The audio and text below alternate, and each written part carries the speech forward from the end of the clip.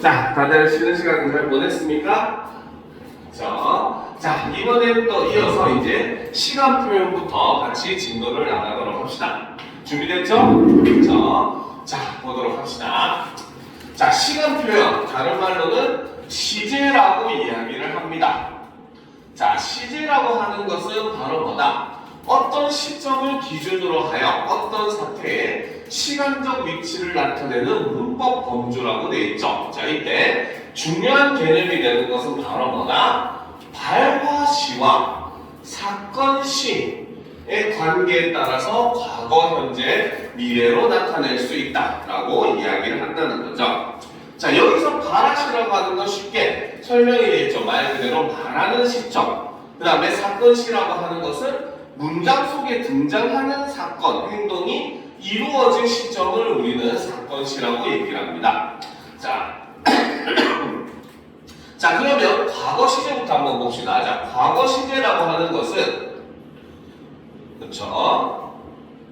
자, 사건시가 발화시보다 선행하는 시간 표현이라고 되어 있어요. 그렇죠? 그림으로 그리면은 자, 이거를 시간축이라고 했을 때 사건이 일어나는 사건시가 먼저 나오고 그 다음에 발화를 하는 시점인 발화시가 뒤에 오는 이러한 형태의 그림이 만들어진다는 거죠. 알겠습니까? 자, 그래서 이제 이 서로관계 이런 거 잘 파악하셔야 됩니다. 자, 그런데 이제 우리가 중요한 거 바로 이 과거 시제를 만드는 방법에 대해서 알아두실 필요가 있습니다. 자, 그러면 과거 시제의 표현에 대해서 우리가 살펴보도록 합시다. 자, 첫 번째는 그죠? 과거 시제를 나타내는 과거 시제 시간 부사어를 사용을 할 수가 있습니다. 그렇죠? 과거 시제를 나타내는 시간 부사어, 대표적으로 어제, 그제, 작년에, 그렇죠? 아까, 방금 이런 것들은 전부 다 과거 시간을 나타내는 시간 부사어에 해당하는 겁니다. 알겠습니까? 자, 그 다음 이제 두 번째로 그렇죠? 자, 서술어의 표현이 있죠. 자, 서술어를 사용할 때 서술어에서 과거 시제는 어떻게 표현하느냐? 자, 기본적으로 바로 뭐다? 과거 시제, 선어말, 어미, at, on 혹은 더를 사용을 하면 됩니다. 알겠죠? 자, 그런데 이제 이때 at, on 그리고 더 같은 경우는 바로 뭐다? 동사, 형용사 모두 가능합니다. 알겠죠? 글자가 잘 안 보이겠네. 자, 여기서는 그렇죠. 그래서 at, on 혹은 더를 사용하는데 얘네들은 동사, 형용사 모두 가능한 친구들이에요. 알겠습니까? 자, 그리고 이제 여기서는 예외적으로는 바로 하다게 서술어의 경우는 과거 시제 선어말 어미로 엿을 사용을 합니다. 하다도 마찬가지지만 하다도 하였다가 되죠. 그쵸? 근데 하다가 붙어서 체험이 서술어가 되기도 합니다. 그래서 공부 뒤에 하다가 붙으면 공부하다라는 동사가 되고 건강 뒤에 하다가 붙으면 건강하다라는 형용사가 되거든요. 알겠죠? 이렇게 하다가 체험 뒤에 붙어서 만들어진 낱말 용어들도 전부 다 과거 시제를 나타낼 때는 엿을 사용을 합니다. 알겠습니까? 알겠죠? 자, 여기까지 다 썼습니까? 그죠? 자, 그런데 이제 중요한 것도 그죠? 자, 세 번째 바로 관형어 사용이 되는 경우도 있습니다. 그쵸? 자, 과거를 나타내는 관용어들도 존재를 합니다. 예를 들어서 빵은 빵인데 어때? 내가 어제 먹은 빵 이런 식으로 할 수가 있다는 거죠. 그쵸? 자, 그런데 이 과거 시제를 나타낼 때 관용어로 쓸 때는 동사와 형용사가 다릅니다. 알겠죠? 자, 동사의 경우는 그쵸? 자, 과거 시제 관용사형 전성어미 뭐뭐 니은 그 다음에 뭐뭐 던 요거를 사용할 수가 있어요. 알겠죠? 자, 그런데 반면에 형용사인 경우에는 과거시제 관용사형 전성어를 쓰는 거는 동의합니다. 알겠죠? 그래서 과거시제 관용사형 전성어미를 쓰는 건 동일한데 이 중에서 뭐만 쓸 수 있다? 던만 사용이 가능합니다. 알겠습니까? 자, 근데 이때 형용사에는 서술격 조사도 포함시키면 됩니다. 서술격 조사는 형용사와 동일하게 사용이 돼요. 알겠죠? 이렇게 하면 되겠네요. 자, 그래서 형용사 같은 경우에는 니은을 쓰게 되면 예를 들어서 예쁜 이런 식으로 하게 되면 오히려 시제가 현재 시제가 됩니다. 예쁜 꽃 하면 지금 예쁜 거죠. 알겠습니까? 근데 보다 같은 경우는 본 영화 이러면은 과거에 보는 행위를 했던 영화인 거잖아요. 그렇죠? 그렇기 때문에 이렇게 동사와 형용사가 뭡니까? 시제를 나타내는 표현이 달라요. 특히 과거와 현재 같은 경우가 다릅니다. 그렇기 때문에 이거를 응용해가지고 역으로 모의고사에서는 이를 이용해서 동사와 형용사를 구분하는 문제에도 이러한 내용들이 많이 쓰여요. 알겠습니까? 그래서 이런 것들은 그런 식으로 활용도 가능하다는 거 여러분들이 알아두실 필요가 있습니다. 알겠죠?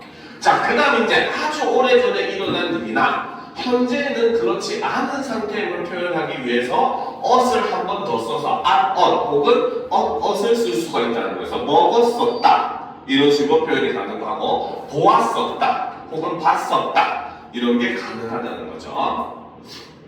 자, 그 다음 관형사절로 암길 때 동사에는 관형사형음이 니은, 던 형용사와 이다에는 던이 쓰인다는 거죠. 알겠습니까? 그래서 이렇게 동사와 형용사의 활용 방향이 다르다는 것도 알아두실 필요가 있습니다. 자, 그럼 이제 현재 시제로 넘어가 보도록 합시다. 저 올려놓고 자, 현재 시제는 자, 이름 그대로 사건 시와 발화 시가 일치하는 시간 표현이죠. 자, 요거는 그림으로 그리면 이것을 시간축이라고 했을 때, 자, 사건이 일어나는 사건 시와 발화가 일어나는 발화 시가 겹치는 이런 모습을 볼 수가 있다는 거죠. 알겠습니까? 자, 그런데 이제 역시 이것도 현재 시제를 표현하는 방법 우리가 정리를 한번 해둘 필요가 있겠죠. 그렇죠? 자, 현재 시제의 표현을 보게 되면 자, 첫 번째 역시 현재 시제도 현재 시제를 나타내는 시간 부사어를 쓸 수가 있습니다. 자, 그런데 현재 시제를 나타내는 시간 부사어는 여러분들이 사용할 때 조심해줘야 돼요. 알겠습니까? 왜? 현재라고 하는 시간도 어때? 세분화시키면 그 속에서 과거, 현재, 미래가 나누어질 수 있다는 거죠. 알겠습니까? 예를 들어서 오늘이라고 하는 게 가장 우리가 흔하게 얘기하는 현재 시제 시간 부사어라고 볼 수 있는데 오늘도 우리는 이미 지나간 아침 같은 경우는 과거로 표현하고 그쵸? 아직 오지 않은 저녁의 경우는 미래로 표시하잖아요. 알겠습니까? 그렇기 때문에 여러분들이 이 현재 시제 시간 부사어를 사용할 때는 바로 뭐다? 현재 시간은 그렇죠. 세분화하면 다시 과거, 현재, 미래로 분화가 가능하기 때문에 이 경우에는 시간 무사어는 맹신하지 않는 것을 추천드립니다. 알겠습니까? 과거나 미래 같은 경우는 정해진 것이기 때문에 우리가 그거 시간 무사어를 통해서 판단해도 상관이 없지만 현재 시제는 여러분들이 시간 무사어로는 가능하면 판단하지 마세요. 알겠습니까? 자, 그리고 이제 두 번째, 자, 바로 역시 서술어의 경우는 자, 동사와 명사가 활용하는 양상이 다릅니다. 알겠죠? 자, 먼저 동사의 경우는 자, 현재 시제, 선어말, 어미, 그쵸? 뭐뭐는 사용을 합니다. 알겠죠? 혹은 뭐뭐는 니은 또는 뭐뭐는 요거를 사용을 합니다. 그래서 보다 같은 경우는 본다, 그렇죠? 이렇게 얘기하고 먹다 같은 경우는 먹는다 이렇게 표현하면 현재 시제가 돼요. 알겠죠? 자, 그런데 형용사의 경우는 서술어로 쓸 때는 뭐다? 형용사는 서술격 조사도 마찬가지예요. 이렇게 씁시다. 그러면 서술격 조사는 바로 기본형이 현재 시제를 나타냅니다. 그죠? 철수는 학생이다 이렇게 표현하면 지금 학생인 거예요. 알겠습니까? 꽃이 예쁘다 이렇게 표현하면 꽃이 지금 예쁜 겁니다. 알겠습니까? 그렇기 때문에 형용사나 서술격 조사이다 같은 경우에는 기본형으로 쓰면 그것이 곧 현재 시제를 나타낸다라고 보시면 되는 겁니다. 알겠어? 이해가 되죠? 자, 그 다음 이제 세 번째 역시 마찬가지 관형어의 경우, 그렇죠? 관형어의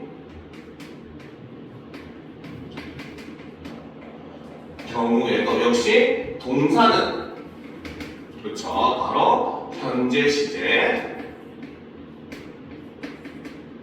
관형사형 어미, 어미인 뭐뭐는을 사용을 합니다. 먹는 빵, 보는 영화 하면 지금 먹는 거고 지금 보는 거예요. 알겠습니까? 자, 그런데 형용사의 경우는 형용사나 서술격 조사의 경우는 바로 현재 시제, 관형사형 어미로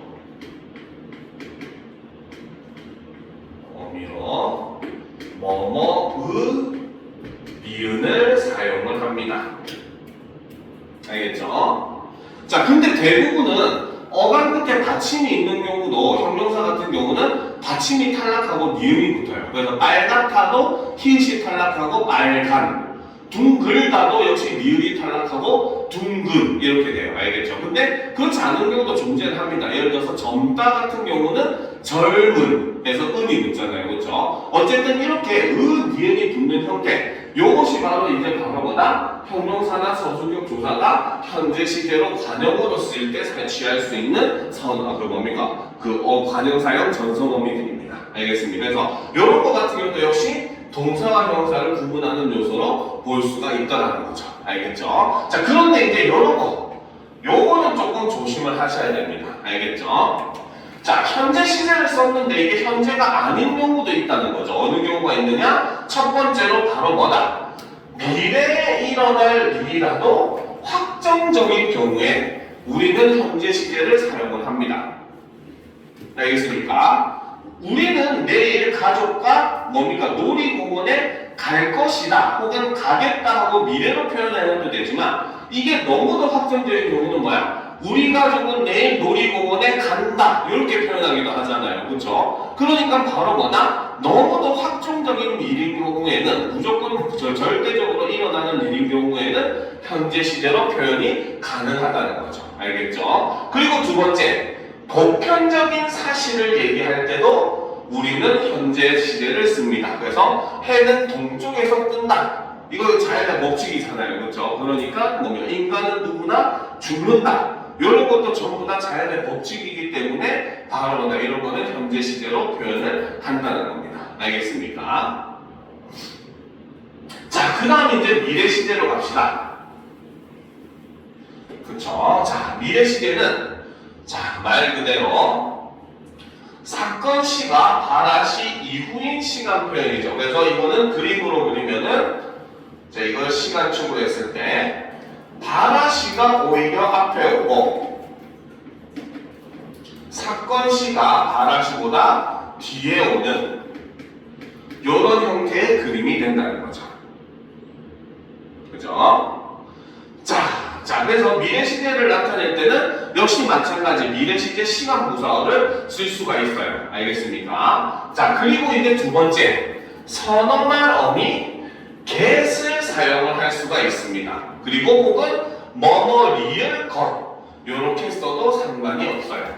알겠죠? 자, 그런데 여기서 사실 주의할 것은 미래 시제 선생님이 따로 정리하지 않는 이유가 다른 게 더 중요한 게 있기 때문이에요. 자, 바로 서너 말 어미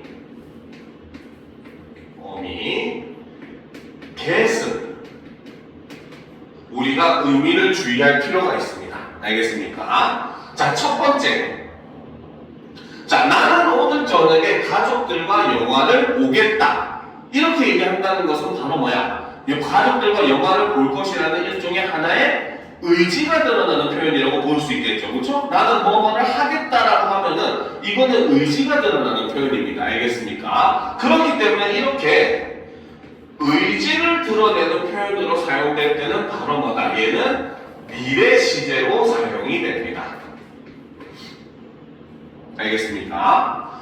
그렇죠? 자, 그런데 내일은 비가 오겠다. 그럼 여기서 get은 의지입니까?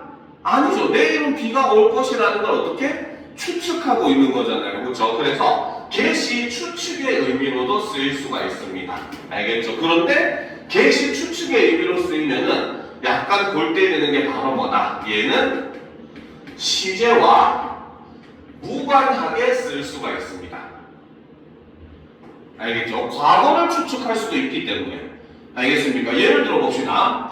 자, 어제쯤 철수가 미국에 도착했겠다. 이렇게 얘기하면 바로 뭐야? 이미 지난 시간에 도착했을 것이라는 사실을 어떻게 추측하는 거잖아요. 그렇죠? 그러니까 이거는 과거 시제에서 추측을 하는 겁니다. 알겠습니까? 그 다음, 현재도 가능해요. 철수는 지금쯤 집에 도착하겠다. 이렇게 하는 것도 역시 지금 도착할 거라는 것을 추측하고 있는 거잖아요. 그렇죠? 그러니까 이렇게 추측의 의미로 사용될 때는 시제와 무관하게 과거, 현재, 미래 다 사용이 가능하다는 거 여러분들이 알아두실 필요가 있습니다. 알겠습니까? 자, 그리고 관형사절로 쓰일 때는 바로 뭐다? 관형사의 형엄이 리을 요걸 쓰는데 미래 시제는 전부 다 바로 뭐다? 동사, 형용사, 서술격, 조사 모두 동일한 방법으로 활용이 됩니다. 알겠죠? 과거와 현재 같은 경우는 동사와 형용사가 구분이 되는데 미래 시제 같은 경우는 동사, 형용사 구분이 없어요. 알겠습니까? 자, 그러면 다음 페이지로 넘어가 보도록 합시다. 그렇죠?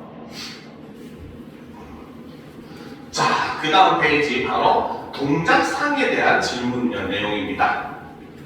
그렇죠? 자, 동작상이라고 하는 것은 바로 완료 진행과 같이 사건을 이루는 동작의 시간적 모습을 표시하는 문법 범주를 우리는 동작상이라고 하죠. 그래서 주로 보조용언의 구성에 의해서 표현이 되고 어미로 표현이 되기도 하는데 동작상은 다시 진행상과 완료상으로 나눌 수 있어요. 자, 진행상은 바로 뭐다? 마찬가지 동작이 진행되고 있다는 거죠. 그래서 진행상으로 주로 쓰이는 게 뭐뭐고 있다 라는 표현을 많이 씁니다. 알겠습니까? 혹은 그 외에도 뭐뭐 하는 중이다 이런 표현도 사용을 하죠. 알겠습니까?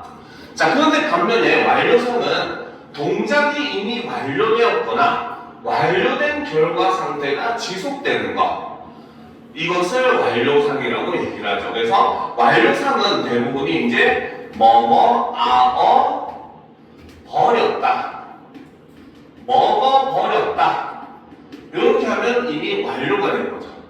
알겠습니까? 그 다음 있다 역시 마찬가지입니다. 알겠죠? 자, 그런데 자, 여기서 이제 우리가 조심할 게 바로 뭐뭐고 있다 라는 표현은 중의성을 띠는 표현입니다. 알겠습니까? 자, 이거는 예문으로 보시는 게 좋아요. 자, 뭐뭐고 있다는 일단 첫 번째 진행의 의미로, 이렇게 하지 말고 예문을 통해서 봅시다. 예문.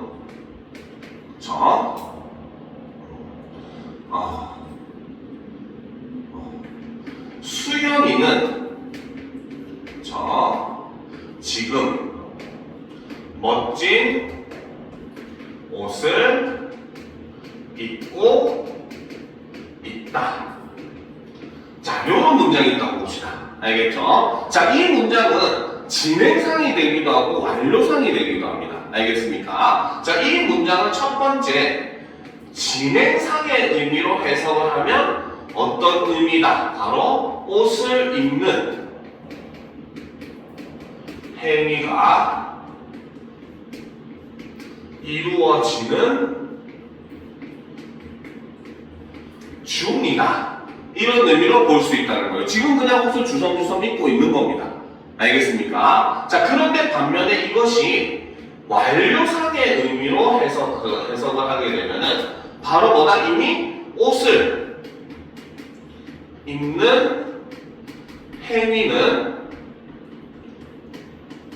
끝나고 입은 상태가 지속이 되고 있는 상태면 완료상이 됩니다.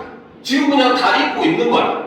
알겠습니까? 이런 의미로 할 때는 완료상이 돼요. 알겠죠? 그래서 뭐 먹고 있다 같은 경우는 여러분들이 사용할 때 주의를 기울일 필요가 있습니다. 알겠습니까? 됐죠? 그죠? 자, 여기까지 다 썼습니까? 자, 그런데 이제 이번 수능 특강에서는 빠졌는데 불과 한 2, 3년 전 수능 특강에는 무조건 들어가는 내용이 또 하나가 있었어요. 알겠죠? 그게 바로 뭐냐? 학교에서 뭐 이거 할 것 같진 않지만 그래도 한 번은 들어봅시다. 바로 절대 시제와 상대 시제라는 개념이 존재를 합니다. 자, 실제로 이 절대 시제, 상대 시제는 모의고사나 수능에도 나온 적은 없어요. 알겠습니까? 근데 왜 가르치느냐? 의외로 얘가 사관학교 문제에는 자주 나왔었습니다. 알겠죠? 사관학교 문제는 수능보다 어렵게 나오는 시험이거든요. 알겠죠? 그런데 사관학교 문제에서는 은근히 절대 시제, 상대 시제 관련된 문제가 쌤님 기억하기로는 한 3번 정도 나왔었어요. 알겠죠? 그런데 아이러니하게도 실제로 수능 특강에는 7, 8년인가 계속 연속으로 실렸었거든요. 그런데도 불구하고 수능이나 모의고사에는 한 번도 이 절대시제, 상대시제 문제가 나온 적은 없기는 합니다. 알겠죠? 그러니까 일단 개념만 알아준다라는 생각으로 가볍게 접근을 해봅시다. 자, 첫 번째, 절대시제라고 하는 것은 바로 뭐다? 일종의 문장 전체의 시제라고 보시면 됩니다. 알겠죠? 근데 이 절대 시제는 판단이 너무 쉬워요. 뭐만 보면 되냐? 바로 문장 제일 끝 서술어의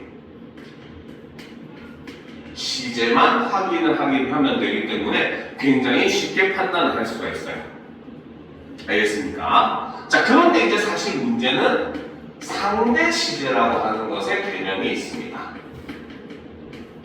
특히나 이 단원이 문장 단원이기 때문에 상대 시제에 관련된 내용도 나올 가능성이 완전히 없다고 할 수는 없어요. 알겠죠? 자, 상대 시제는 무조건 격문장에만 해당이 됩니다. 알겠습니까? 자, 상대 시제는 바로 뭐냐면, 자, 문장 제일 끝 서술어가 일어난 시점을 기준으로, 그렇죠? 문장 속 다른 서술어가 일어난 시점을 우리는 상대 시제라고 얘기합니다. 즉, 메인 끝 서술어가 과거, 현재, 미래 상관없이 얘를 일단 현재로 두고 보는 겁니다. 알겠습니까? 그리고 얘를 현재로 둔 다음에 문장 속에 있는 다른 서술어가 얘랑 비교했을 때 과거냐, 현재냐, 미래냐를 판단하는 게 상대 시제인 겁니다. 알겠습니까? 자, 그러면 예문을 통해서 한번 보도록 합시다. 그렇죠? 자, 예문을 통해서 자, 내가, 그렇죠? 자, 나는 어제 어머니께서 사오신 빵을 먹었다. 자, 이런 문장이 있다고 보도록 합시다. 알겠습니까? 자, 일단 이 문장의 절대 시제는 판단하기 쉽죠. 왜? 제일 마지막에 소수어인 먹었다만 보면 되니까. 그렇죠? 먹다가 되었으니까 이 문장의 절대 시제는 과거가 되는 겁니다. 알겠습니까? 자, 그런데, 자, 그러면 빵을 먹은 시점을 기준으로 봤을 때 어머니께서 빵을 사온 시점은 과거입니까? 현재입니까? 미래입니까? 먹은 걸 기준으로 봤을 때 당연히 먼저 사오셨어야 내가 빵을 먹을 수 있을 거 아니에요. 그렇죠? 그러니까 얘는 사오심이라고 현재 시제와 같은 관형사의 원리를 사용하고는 있지만 역시 마찬가지 이 경우는 바로 뭐다? 이 경우에 상대 시제는 먹다를 기준으로 역시 과거가 된다. 이렇게 볼 수 있다는 거죠. 알겠습니까? 자, 그래서 상대 시제는 우리가 판단하는 게 개념만 알면은 생각보다 어렵진 않아요. 알겠죠? 근데 보통 이거를 잘 안 배우기 때문에 문제로 나왔을 때 학생들이 당황을 해요. 알겠습니까? 그렇기 때문에 여러분들은 일단 들어만 두면은 혹시라도 진짜 만에 하나라도 나오게 되면은 당황하실 필요가 없겠죠. 그렇죠? 그래서 이런 개념은 알아두면 도움이 될 겁니다. 자, 그 다음에 이제 피동과 사동 표현으로 한번 넘어가 보도록 합시다. 알겠죠? 자, 피동 표현과 사동 표현. 자, 보도록 합시다.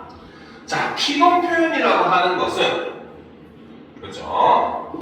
자, 바로 주어가 다른 힘에 의해 동작을 당하게 되는 것이 바로 피동 표현입니다. 알겠죠? 주어는 가만히 있는데 다른 대상에서 행위를 당하는 게 바로 피동 표현이라는 거죠.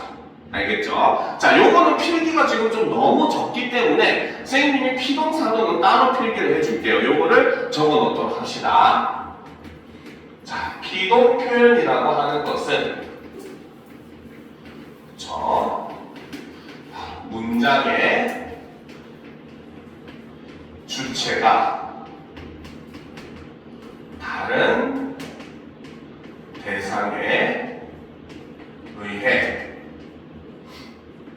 어떤 행위를 당하는 것이 바로 피동 표현입니다. 알겠죠? 자, 이때 피동의 반대는 우리가 능동이라고 합니다.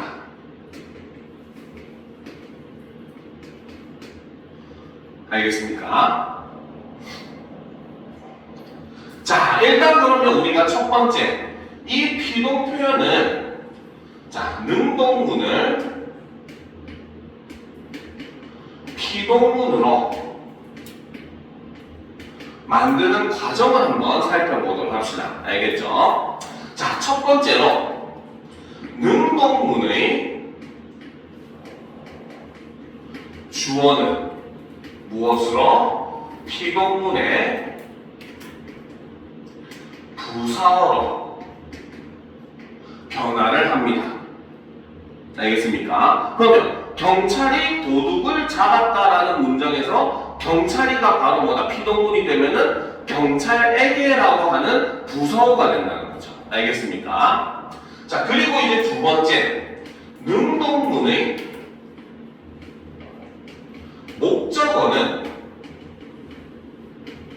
바로 피동문의 주어로 변화를 하게 됩니다.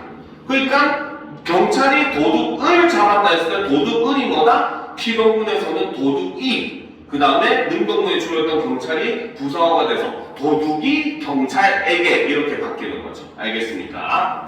자, 그리고 세 번째는 서술어를 피동의 의미로 변화를 시켜주면 됩니다. 알겠죠? 자, 요거는 따로 적을 거예요. 여기까지 썼습니까? 썼어요? 썼어? 빨리 씁시다. 안 썼으면 빨리 씁시다. 다 썼어요? 그렇죠. 자, 그러면 두 번째. 자, 바로 서술어를 피동의 의미로 변화시키는 방법을 한번 알아보도록 합시다. 자, 얘는 크게 두 가지로 나눌 수가 있어요. 첫 번째는 파생적 피동이라고 얘기를 합니다.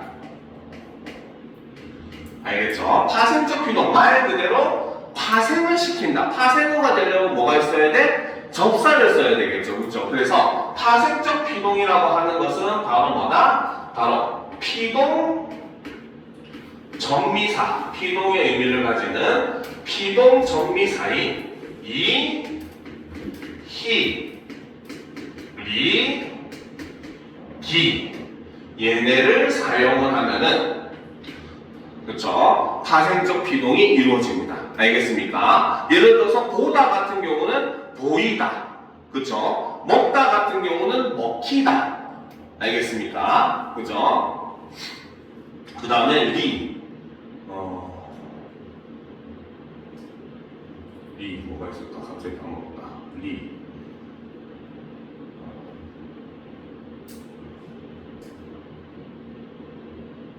풀리다. 풀다 같은 경우는 풀리다. 문제가 풀렸다 하잖아. 그렇죠? 이거는 바로 말 푸는 걸 당한 거잖아. 문제가. 그렇죠? 그러니까 풀리다 같은 경우도. 그렇죠? 기 같은 경우는 우리가 열을 가하면 달다라고 표현을 하거든요. 그래서 이거를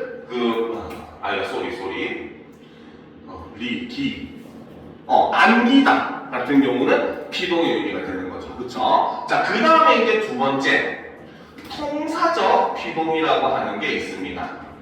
통사적 피동은 문장 구조를 변화시키는 건데 얘는 바로 보조 용언이다. 용언이 지다. 그렇죠? 혹은 합성 용언이 지다. 그렇죠?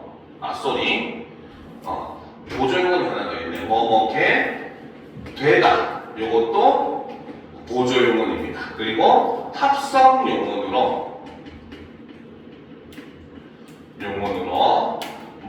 지다 혹은 되다 이런 형태를 사용을 합니다. 알겠습니까?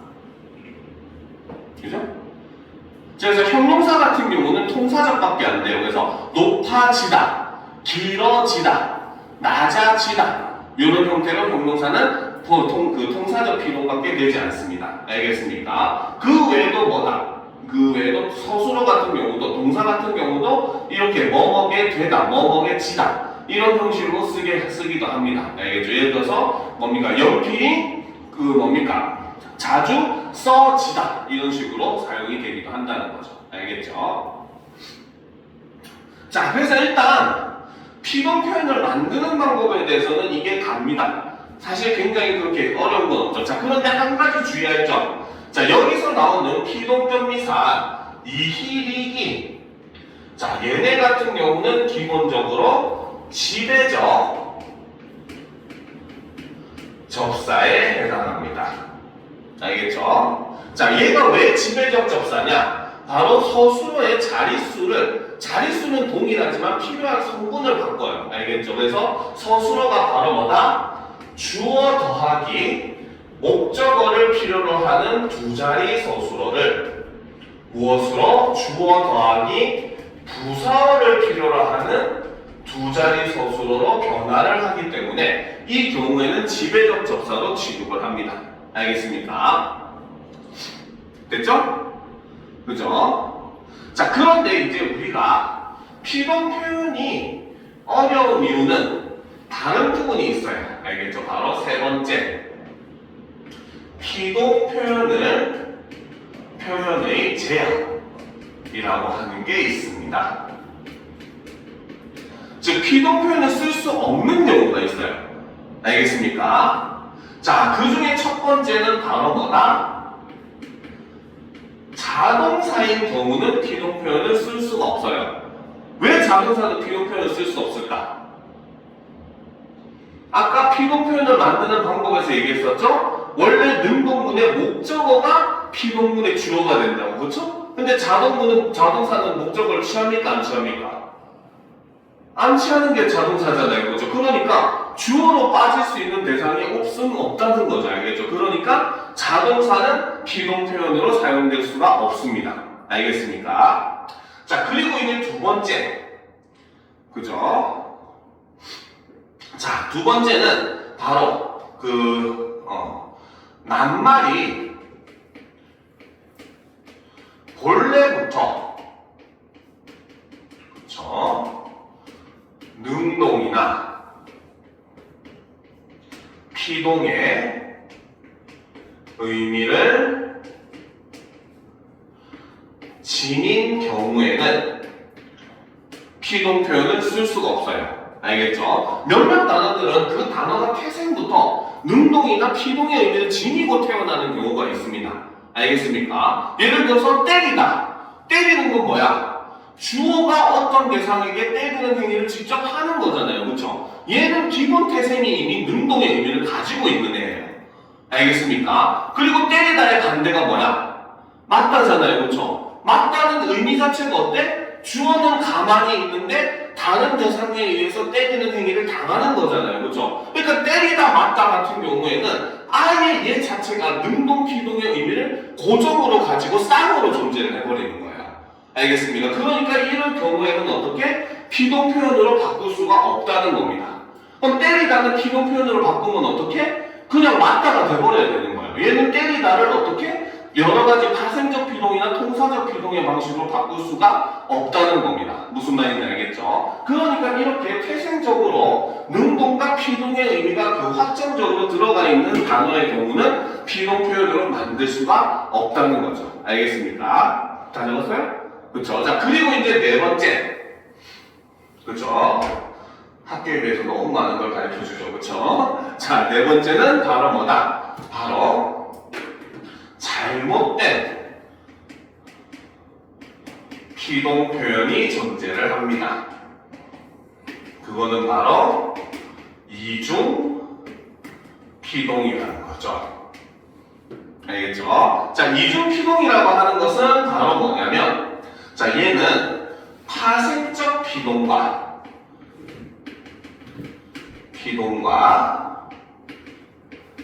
통사적 피동이 한 낱말에 동시에 사용이 되는 것을 우리는 이중피동이라고 얘기를 합니다. 알겠죠? 자, 예를 들어 봅시다. 뉴스나 신문에서 이런 표현을 많이 봤을 거예요. 알겠죠? 자, 이번 사건으로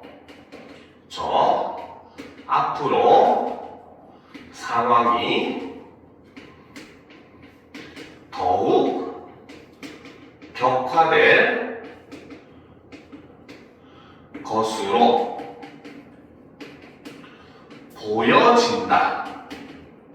보여집니다. 이런 표현들 뉴스나 이런 데서 많이 봤었죠. 그쵸? 근데 이거는 잘못된 비동 표현입니다. 알겠습니까? 왜? 보여진다라고 하는 것을 분석을 해보면 보다라고 하는 근해, 그쵸? 여기에 이라고 하는 피동접사가 붙어요. 그쵸? 왜? 누구야? 그죠? 그 다음에 여기에 라고 하는 연결 어미가 붙게 되고, 그 다음에 여기에 지다라고 하는 피동의 의미를 가지는 보조 용언이 붙게 됩니다. 알겠습니까? 그리고 그 다음에는 현재를 나타내는 니은, 그렇죠? 현재 시제를 나타내주고, 그 다음에 종교를 나타내는 다. 이렇게 붙은 거거든요. 그래서 여기서 핵심은 바로 뭐다? 피동접사인 이와 보조 용어인 지가 동시에 두 번 쓰였다는 거죠. 그래서 여기서는 바로 뭐다? 피동 표현이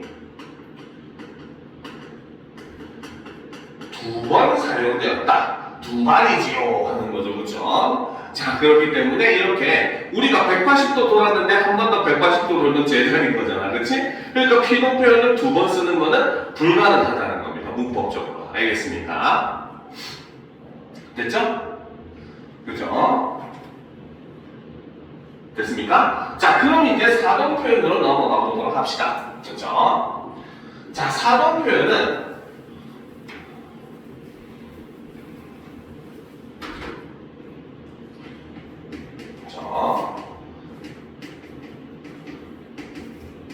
자, 사동 표현이라고 하는 것은 바로 주체가 다른 대상에게 어떤 행위를 시키는 것을 우리는 사동 표현이라고 합니다. 자, 이 사동의 반대가 주동 표현이에요. 자, 그런데 한 가지 여기서 더 알려준다면은 사실 주동과 능동은 구분할 수 없습니다. 알겠습니까? 주동과 능동은 그냥 반대 개념이 다르기 때문에 구분을 해놓은 거지 실제로 문자를 가지고 얘가 주동인지 능동인지를 구분할 수 없어요. 알겠죠? 그럼 어떻게 구분하느냐? 반드시 함께 문장이 제시되는데 함께 제시되는 문장이 피동이면 얘는 능동이 되는 것이고 사동이면 주동이 되는 것입니다. 알겠죠? 예를 들어 봅시다. 철수가 책을 읽는다. 이 문장만 가지고는 우리가 이것이 주동인지 능동인지 파악할 수가 없어요. 알겠죠? 근데 만약에 이 문장이 책이 철수에게 읽힌다라고 하는 문장과 함께 제시가 됐다면 이거는 피동과 함께 제시가 되었기 때문에 능동이 되는 겁니다. 알겠죠? 그런데 반대로 이 문장이 선생님께서 철수에게 책을 읽히신다라고 하는 사동의 문장과 함께 제시가 되면은 이 문장은 주동이 되는 거예요. 알겠습니다. 그래서 반대를 통해서 얘를 판단을 하셔야 됩니다. 알겠죠? 자, 그러면 역시 마찬가지 첫 번째. 그렇죠? 자, 주동문을 사동문으로 바꾸는 방법에 대해서 알아봐야 되겠죠. 그렇죠? 자, 첫 번째로 그치? 바로 뭐다? 자, 주동문의 주어에게 행위를 시킬 수 있는 임의의 주어를 만듭니다. 즉 주동문에는 사동문의 주어에 해당하는 대상이 존재하지 않아요.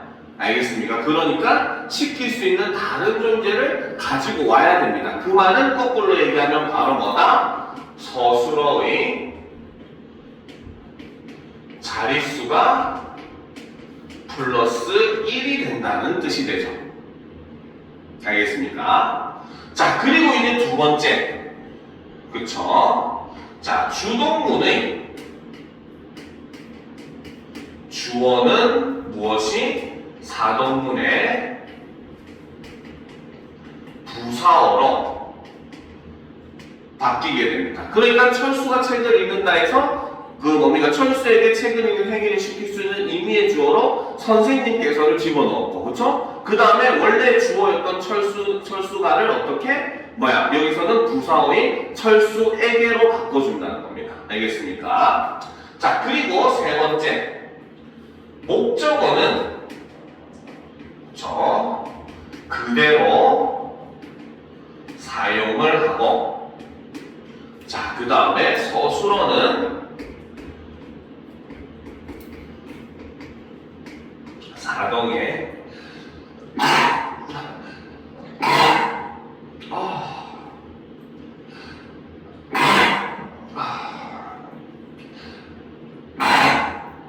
얘는 비용 진짜 의미로 변화를 시켜주면 됩니다. 알겠죠? 이놈의 분필가루 때문에 비염이 너무 심하네.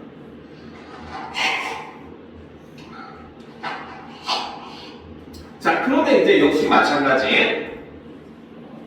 자, 서술어를 사동의 의미로 바꿔주는 방법에 대해서 한번 알아봅시다. 자, 서술어를 사동의 의미로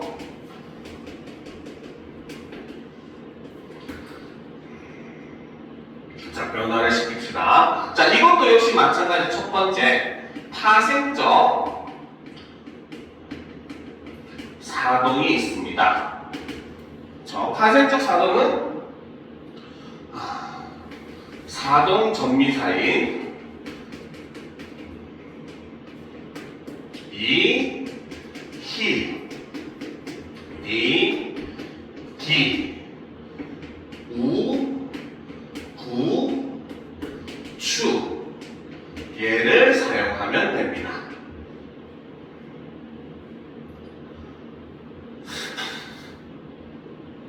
자, 여기서 보면 근데 앞에서 했었던 피동전미사에 해당하는 이희리기랑 공동적으로 들어가는 걸 볼 수가 있어요. 알겠죠? 그렇기 때문에 이희리기를 사용한 단어 같은 경우는 여러분들이 문맥적으로 의미를 파악하셔야 돼요.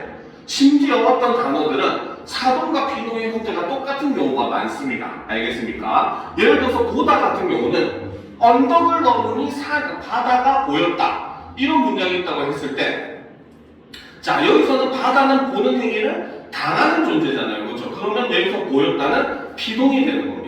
알겠습니까? 그런데 반면에 선생님께서 학생들에게 넓은 바다를 보였다. 이렇게 표현을 하면 어때? 여기서 보였다는 것은 사동의 의미를 가지게 돼요. 알겠죠? 이따도 역시 마찬가지입니다. 아까 했었죠? 책이 철수에게 읽힌다 하면 피동이 되지만 선생님께서 철수에게 책을 읽히신다 하면은 사동이 돼요. 알겠죠? 그래서 피동과 사동의 형태가 동일한 경우도 많이 존재하기 때문에 여러분들이 이런 거는 문맥적인 의미로 파악을 해주셔야 됩니다. 알겠죠? 그런데 반면에 우구추가 붙었다. 얘는 무조건 사동입니다. 알겠습니까? 피동에서는 우구추가 존재하지 않기 때문에 무조건 사동이다. 이렇게 보시면 돼요.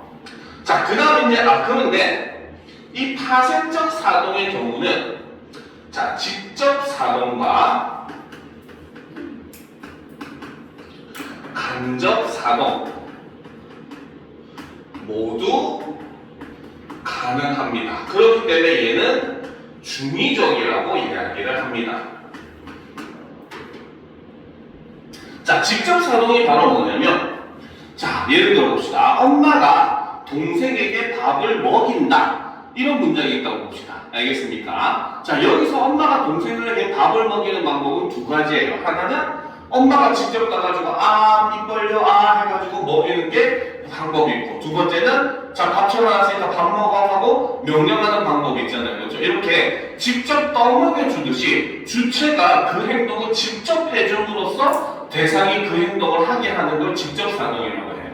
알겠습니까? 옷을 입힐 때도 마찬가지잖아요. 동생한테 자, 여기 오른쪽 발 넣고 왼쪽 발 넣고 이런 거는 직접 사동이 되는 겁니다. 알겠습니까? 그런데 반면에 아까 얘기했듯이 저기 밥 차려놨으니까 밥 먹어 하고 명령만 해가 하고 그 상대가 행동을 하게 만드는 건 간접 사동이라고 얘기해요. 근데 파생적 사동의 경우는 직접 사동과 간접 사동의 의미를 모두 가집니다. 알겠죠? 자, 그런데 반면에 통사적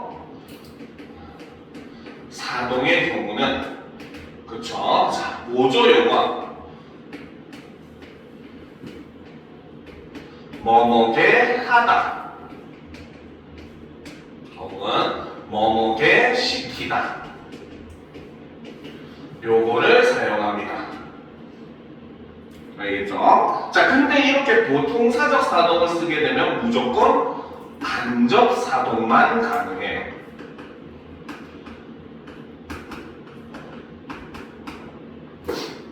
알겠습니까? 그래서 엄마가 동생에게 밥을 먹게 했다, 먹게 시켰다 이래버리면 이거는 무조건 밥 차려놨으니까 먹어 이거밖에 안 된다는 겁니다. 무슨 말인지 알겠죠? 그래서 사동 표현은 파생적으로 하면은 직접 사동과 간접 사동이 가능한 중의적 표현이 되는 것이고, 통사적 사동을 하면 간접 사동만 가능하다 이렇게 보실 수가 있다는 거죠. 알겠습니까? 자, 그런데 이제 세 번째, 자, 사동 표현도 잘못 사용할 수가 있어요. 바로 잘못된 사동 표현. 그것은 바로 뭐다? 불필요한 사동이 존재를 한다는 거죠. 자, 그러면 왜 사동이 불필요하느냐? 바로 주어가 직접 행동함에도 하는데도 사동으로 표현하는 것은 잘못된 표현이라는 거죠. 알겠습니까? 예를 들어 보도록 합시다. 여러분들 친구한테 이런 말들 많이 하죠. 그렇죠? 내가 좋은 친구 한 명 소개시켜 줄게. 이런 표현 많이 쓰죠. 그쵸? 자, 여기서 지금 소개라는 행위를 하는 사람이 누구야? 누가 소개한다는 뜻이야? 이 문장은 내가 소개하는 거잖아요. 그쵸? 이 문장의 주어인 내가 바로 뭐다? 소개하는 행위를 직접 하는 주체가 되는 겁니다. 알겠습니까? 그러면 여기서 소개시켜준다는 사동 표현을 쓸 필요가 없다는 거죠. 그러면 얘는 어떻게? 소개시켜줄게가 아니라 소개해줄게라고 표현을 해야 된다는 겁니다. 알겠습니까? 알겠죠? 자, 그 다음 부모님들이 운전할 때 다른 사람 차 사이로 끼어들잖아요. 그렇죠? 이거를 끼어들기라고 해야 되느냐 끼어들기라고 해야 되느냐 할 때도 정답은 끼어들기입니다. 왜? 운전자가 자기 의지로 끼어드는 거지 누가 끼어들라고 시킨 게 아니잖아요. 그렇죠? 그렇기 때문에 이 경우도 끼어들기가 맞습니다. 알겠습니다. 그래서 이렇게 사동을 주체가 직접 행동을 함에도 이거를 사동으로 표현하는 것은 불필요한 사동이다. 이렇게 이야기를 한다는 거죠. 알겠습니까? 자, 그리고 이제 아까도 마찬가지로 이 사동정미사에 해당하는 것도 역시 지배적 접사입니다. 알겠죠? 요 사동정미사도 바로 지배적 접사이고, 이때는 자릿수가 변화를 하죠. 바로 주어 더하기 목적어의 두 자리 서술어가 주어 더하기 목적어 더하기 부사어인 세 자리 서술어로 변화를 하기 때문에 아예 서술어의 자릿수가 변화를 해버려요. 알겠죠? 자, 그럼 이제 부정표현. 그리고 인용 표현 간단하게 살펴보도록 합시다. 너무나 쉬운 내용이라 얘네는 그냥 간단하게 읽고 넘어가도 상관이 없는 내용이긴 해요. 자, 됐습니까? 그렇죠? 자, 그러면 보도록 합시다.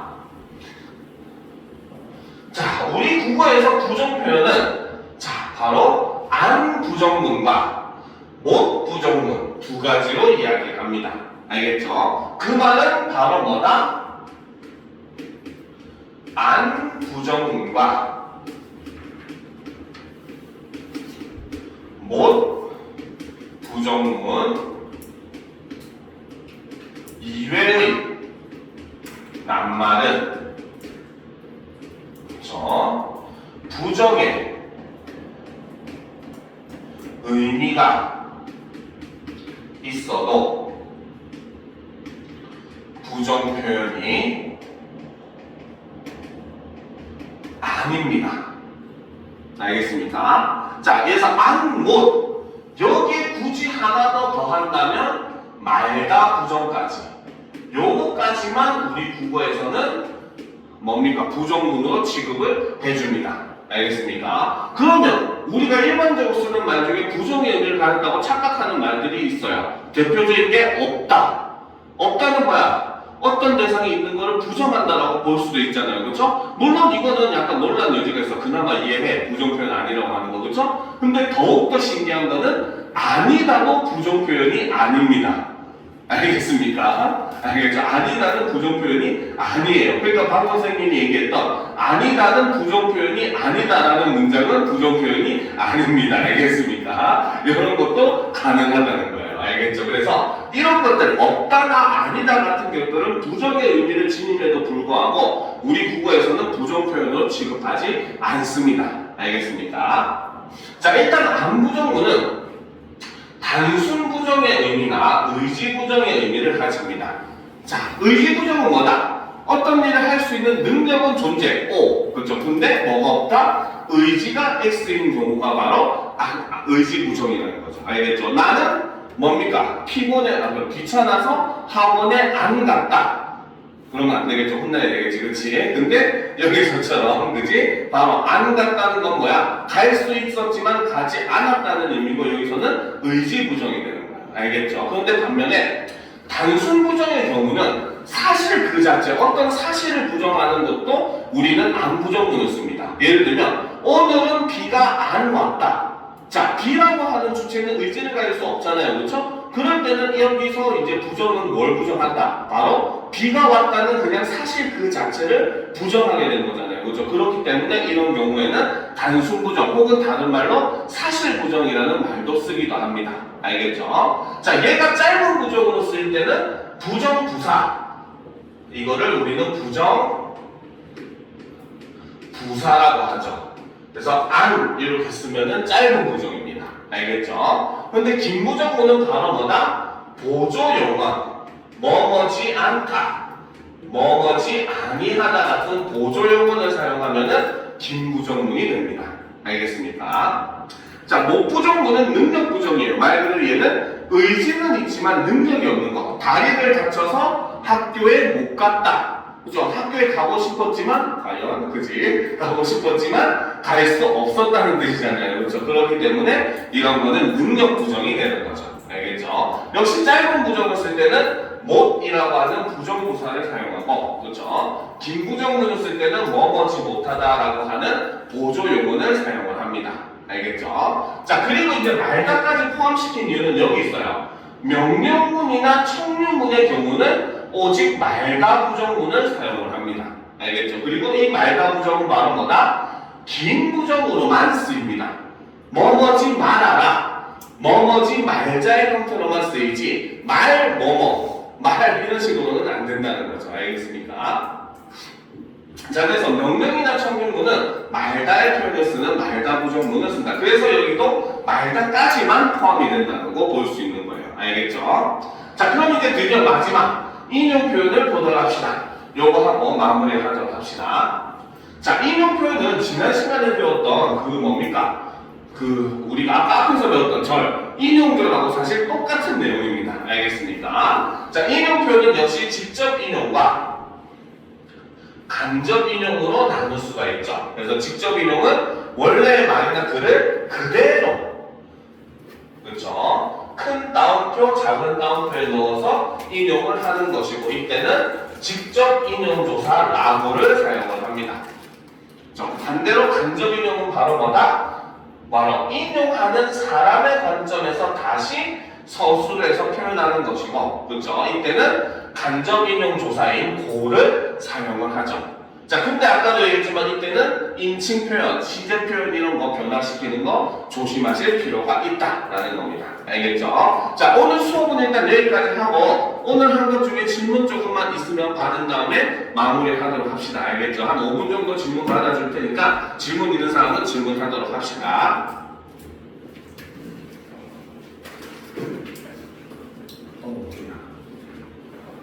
왜 질문 있어? 잠깐만.